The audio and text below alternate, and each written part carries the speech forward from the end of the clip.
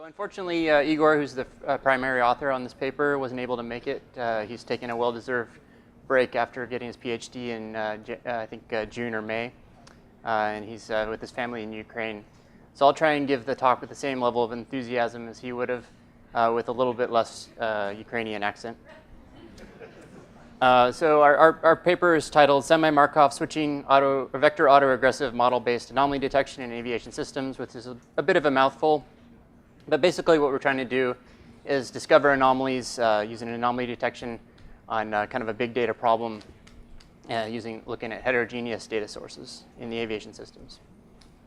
To give a little bit of background, as I said, it's kind of aviation systems really fall squarely into the big data problem where you have millions of flights that you're trying to analyze with a high dynamical data set with lots of different parameters.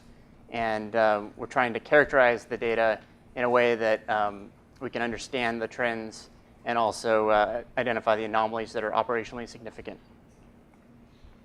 In another unrelated field that kind of follows the same sort of problem, you have very many different patients, and you're trying to analyze the data. You have all these biological measurements coming in. They're heterogeneous. You have different medications, and trying to combine all that information and understand what's going on with the patient and identify some sort of anomalous events or anomalies in the data that explains some health-related problems.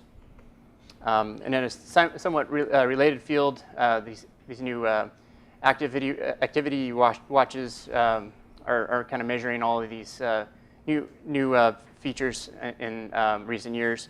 And they're trying to come up with these intelligent metrics that help people become more active and live more safe or healthier lifestyles. So in all these domains, the data falls into these dynamic, multivariate, heterogeneous. The data comes in variable lengths. It can be very noisy. And then you also have these partially unobservable data sources.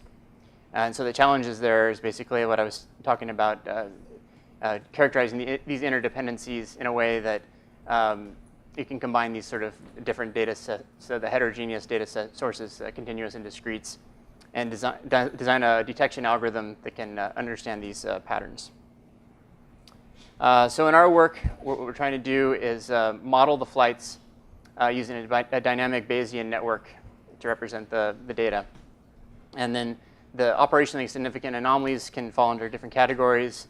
It could be mechanical problems, weather-related issues that the flight is either flying to or around, human factors, which can result in mode confusion events where the pilots don't completely understand what the system and the aircraft is doing, and that can lead to some safety incidents. The data source that we're looking at is what they call FOQA data, which is Flight Operational Quality Assurance data. Basically, that's the flight recorded data off the aircraft. So after the aircraft lands, all the data is recorded at 1 hertz, is offloaded and put into a system that is analyzed by the airlines. This data source we have is in the millions of flights. We have about 35 unique aircraft tails, and you have about roughly 300 parameters that we're analyzing. And these flights can vary between 1 to 3 hours for the normal flights. And some of the longer haul things are 6 to 8 hours. And it has many of the characteristics I've already described earlier. The flight data kind of takes on 3 different kind of categories. You have the environmental parameters, which are like the wind speeds and the directions, air temperature, pressure, and these all kind of impact how the aircraft is flying through the air. Then you also have the controls, which could be the autopilot modes. These are usually discrete. Binary discrete modes, they switch back and forth. And then also the sequence of those events has some sort of information that can be used for detecting anomalies. Other parameters like the landing gear down or up, and also like the discrete, categorical discrete parameters like the flap settings can be useful. Another set of continuous parameters that are also used for controls are the flight control surfaces, like the ailerons and the rudder and the elevators. And so those are all kind of driving what the aircraft is doing in the airspace. And then we have the sensor measurements that kind of describe what the actual aircraft is doing. And these take on kind of a continuous parameter. Here's some of the related work. What we're trying to do is take up some of the deficiencies in some of these algorithms and combine those in a single method that can either also be scalable, unsupervised, and also deal with this heterogeneous data set. The MCAD algorithm listed at the bottom here, we'll use that as a kind of a baseline that we test our algorithm against. So this is basically how we're building the model. You have the discrete, or the binary discretes at the top left, and then down below is the continuous parameters that are observed. And what we want to do is build this vector autoregressive model. One of the issues with this is that a single VAR model can't really represent the entire flight.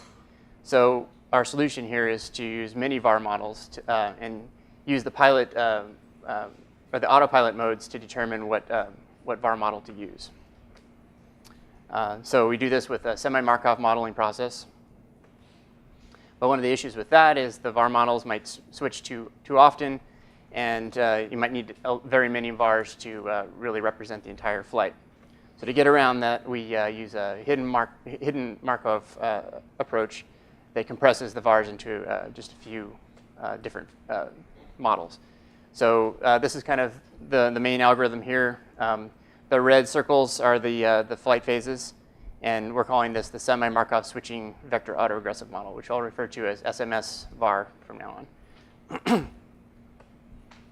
on. To kind of visualize what the different hidden phases that we're identifying, we've plotted the trajectory in three-dimensional space. This particular flight did an anomalous procedure called a go-around, which is kind of an aborted landing, which can be due to traffic on the ground or unstable approach or bad weather conditions. So there's a lot of different cases that can lead to this sort of event. But what we're trying to look at is, are these phases making sense? Okay, so phase 5 is basically the descending phases. And phase 2 is kind of a leveling off altitude phase. Phase 1 is the final approach phase. And then phase 3 is kind of the aborted takeoff phase again. And then you have phase 4, which is circling around. And then they go back down on the second approach and land safely in phase 1 again. So now that we've developed a method to model the data, we want to have a kind of an anomaly detection method on top of that. And so one of the things I want to stress is this isn't really a train test kind of scenario. What we're doing is we're building the model on the entire data set and then testing the model on itself to determine which ones are outliers. So this is all basically unlabeled data. So for the first step, we construct the SMS-VAR model. And then we use this is basically a mixture of the normal and abnormal flights, and with the assumption that there's the anomalous flights are rare. And so I'll talk about that a little bit later on the sensitivity analysis we did with some synthetic data to show the performance of how well that works for whether rare number of flights exist. And then we use parameter learning using expectation maximization, which is a very efficient method.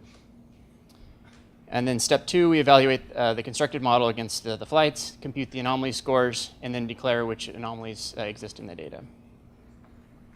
So one of the standard approaches for the anomaly detection is to compute the likelihood of the whole flight. And so a high likelihood would be a normal flight, and a low likelihood would be a more anomalous flight.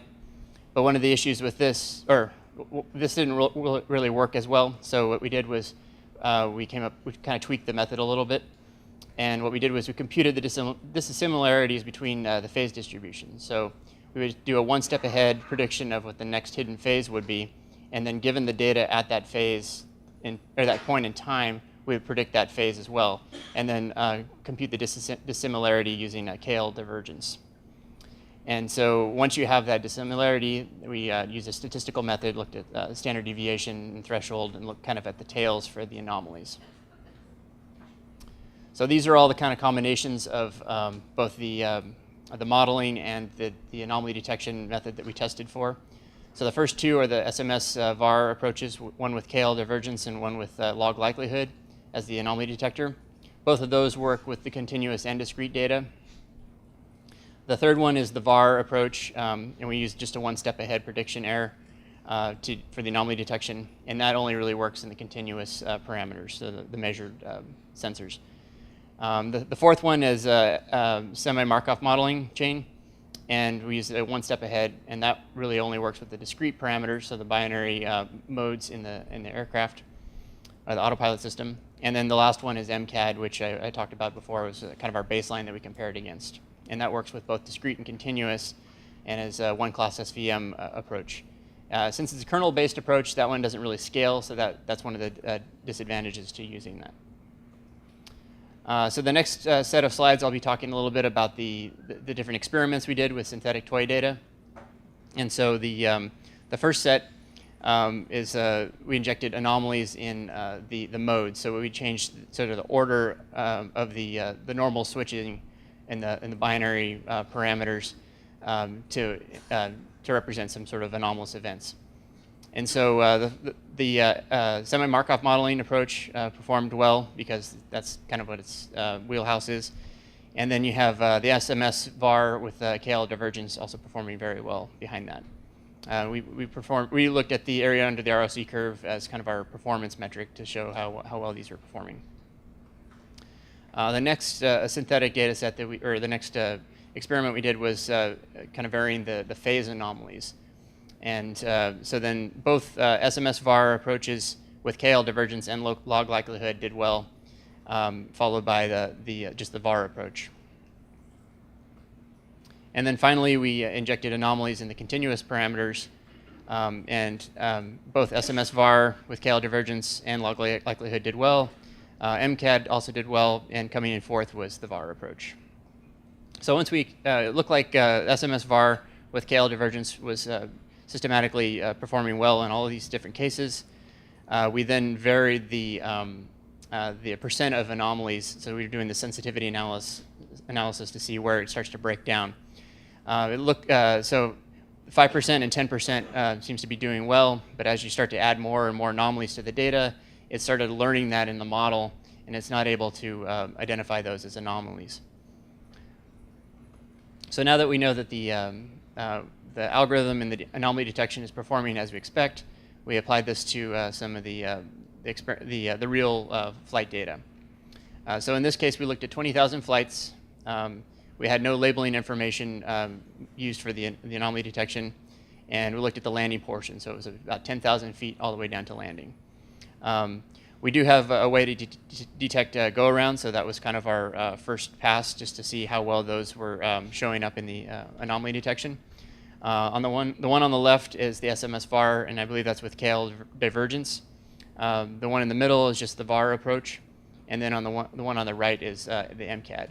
And so both MCAD and SMS-VAR seem to be doing very well at detecting these very obvious anomalies in the flights. So then what we did was looked at the top 100 flights for each of the top ranked 100 flights for each of the anomalies, and we passed those flights on to the subject matter experts and had them evaluate these kind of in different sort of categories. And SMS-VAR did very well, and MCAD is a good baseline. It's performing basically as we had seen in the past, and then the VAR approach didn't do as well. So those are all the results that we have, and there's more in the paper if you want to continue reading that. So I'm open for questions. So in this VR model, right? So suppose you have multiple sensors, but the measurements are made at different sampling rates. So then how can you modify the model? In the synthetic data? So the measurements are here, we assume that they are at the same sampling rate, right? All the measurements are at the same sampling rate. Sampling rate, okay. Right? But suppose if different measurements are from different sampling rates, then how can we, how can we use this VR model? Yeah, you can, okay, you can do interpolation or sample and hold just to kind of create a uniform sampling rate. That's one approach. Is that what you're asking? And other question was, so this works only for point anomalies. So suppose if you have path anomalies in your time series, then does this work? So this only works for point anomalies, right? So anomalies here, the way you introduce the anomalies in the synthetic data was adding points out there. Yeah. So suppose if the entire path is anomalous, we have a different slope compared to the remaining time series, then will this method still work, or can we still use this particular method? Yeah, I can't remember exactly how it was implemented, but I think there was sort of aggregate statistics. So if you have like a small anomaly and it only happens once, then it may not be able to pick up on that, but depends on the length of the flight that you're analyzing. So I have a two-part question. The first one is that you mentioned that we have heterogeneous data and you are capturing the interdependencies between those measurements. Mm-hmm. So how exactly is that captured? And the second point, like, are you modeling the joint density? So in order to capture a dependency, or there is something else? So that's the first question.